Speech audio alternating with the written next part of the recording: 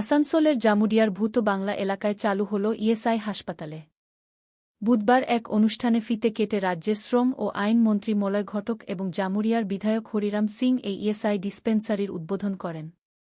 এই ডিসপেন্সারি চালু হওয়ায় এখন এলাকার শ্রমিকদের আর ছোটখাটো চিকিৎসা বা জরুরি পরিষেবার জন্য আসানসোল বা দুর্গাপুরের ইএসআই হাসপাতালে যেতে হবে না। ভূত বাংলায় নবনির্মিত এই ইএসআই ডিসপেন্সারিতে ইনজেকশন, প্রাথমিক চিকিৎসা, সিক সার্টিফিকেট সহ বিভিন্ন গুরুত্বপূর্ণ সব পরিষেবাই পাওয়া যাবে। মন্ত্রী মলয় ঘটক বলেন, এই ডিসপেন্সারি চালুর মূল উদ্দেশ্য হল জামুডিয়া এলাকায় কর্মরত শ্রমিকদের জন্য সহজ ও সুলভ স্বাস্থ্য পরিষেবা নিশ্চিত করা, যাতে তাদেরকে চিকিৎসা বা সার্টিফিকেটের জন্য দূরবর্তী হাসপাতালে ছুটতে না হয়। উদ্বোধনী অনুষ্ঠানে আসানসোল ইএসআই হাসপাতালের সুপার ডা অতনু ভদ্র, অন্য আধিকারিকদের পাশাপাশি স্থানীয় পঞ্চায়েত সদস্য নথুনী দুসাদ, ব্লক সভাপতি সিদ্ধার্থ রানা, আসানসোল পুর নিগমের মেয়র পারিষদ সুব্রত অধিকারী, সুকুমার ভট্টাচার্য সহ বহু স্থানীয় বাসিন্দারা উপস্থিত ছিলেন।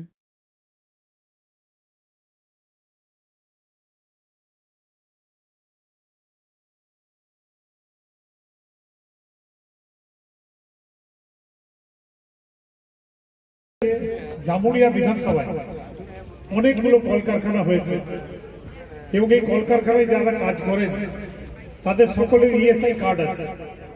সামান্য কিছু হলে তাদেরকে আসানসোলে যেতে হয় বা দুর্গাপুরে যেতে হয়। জামুরিয়াতে যদি একটা ডিসপেন্সারি করা যায় তাহলে কিন্তু তারা ঘরের পাশেই চিকিৎসাটা পেয়ে যায়।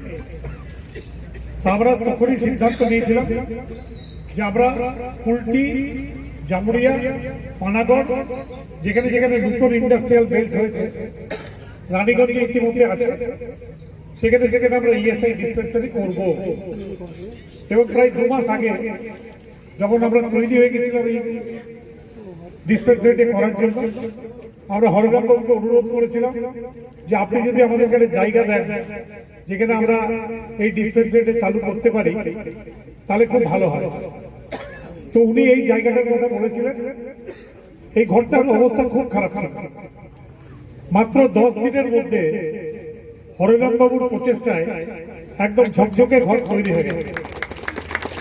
এবং তার দ্বারা একটা জিনিস প্রমাণ হচ্ছে যে নিজের এলাকার মানুষের জন্য হরিরাম বাবু কতটা ভাবেন এবং কতটা কাজ করেন।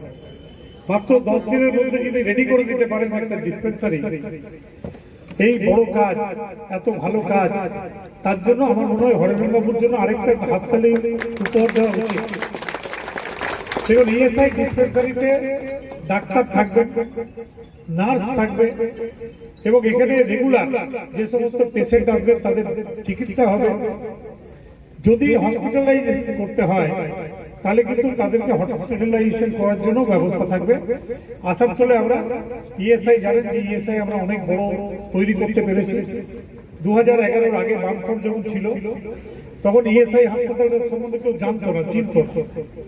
কিন্তু এখন এখানে নতুন নতুন ওটি হয়েছে, অনেক ডাক্তার এসছে, সেখানে নার্সিং কলেজ, আজকে প্রায় 7 থেকে 8 বছর আগে আসানসোল ইএসআই নার্সিং কলেজ সেটা চালু হয়ে গেছে। এবং এবছরে সেখানে আসানসোল ইএসআই মেডিকেল কলেজ সেটাও স্যাংশন হয়ে গেছে, সেটাও চালু হবে। আর কয়েকদিন পরে আপনারা জানেন যে ইতিমধ্যেই রাজ্য সরকার এনওসি দিয়ে দিয়েছে। ডাইরেক্টর ইএসআই দিল্লি থেকে এসে পরিদর্শন করে গেছে এবং সমস্ত রকমের ব্যবস্থা হয়ে গেছে। এবারে খালি ছাত্র ভর্তি বাকি আছে।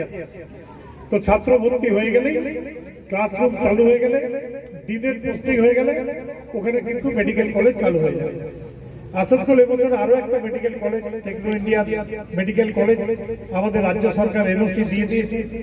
আমাদের সরকারি হাসপাতালে এই মেডিকেল কলেজটার সাথে টাই আপ থাকবে এবং এই মেডিকেল কলেজেও 100 স্টুডেন্ট আগামী দিনে পড়াশোনা করবে। অর্থাৎ 100 + 50, 150টা মেডিকেলের ছাত্র প্রতি বছর এই অঞ্চলে ভর্তি হবে এবং তারা এই অঞ্চলের থেকে ডাক্তার হয়ে পাস করে বেরোবে। এটা আমাদের জন্য একটা খুব বড় পাওনা।